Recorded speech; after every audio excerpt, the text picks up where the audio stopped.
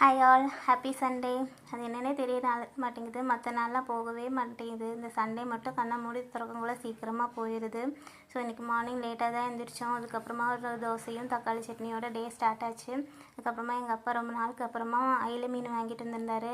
இதுக்கு எங்கள் ஊரில் அயில மீனுன்னு பேர், உங்கள் ஊரில் என்ன பேருங்கிறத கமெண்ட்டில் சொல்லுங்கள்.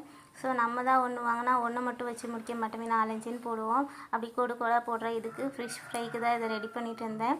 இதுக்கு வெறும் மிளகாப்பொடி, மஞ்சள் பொடி, உப்பு இதை மட்டும் போட்டு மேரினேட் பண்ணி வச்சு ஒரு 1/2 அன் ஹவர் கழிஞ்சு ஃப்ரை பண்ணி எடுத்தால் ஃபிஷ் ஃப்ரை ரெடி ஆயிரும். அதுக்கப்புறம் கொஞ்சம் குழம்புக்கு மாற்றி வச்சாச்சு. அது மட்டும் இல்லாமல் இன்றைக்கி மீன் பொளிச்சது அது ரெடி பண்ணியிருந்தேன். அது கறி மீன்லேயும் அயில மீன்லேயும் பண்ணுவாங்க. ஸோ நான் இன்றைக்கி அயில மீனில் தான் பண்ணியிருந்தேன். அதுவுமே சிம்பிளாக தான் பண்ணேன். ஸோ இதெல்லாம் வச்சு இன்றைக்கி மதியம் கம்பீரமாக சாப்பாடு முடிச்சாச்சு.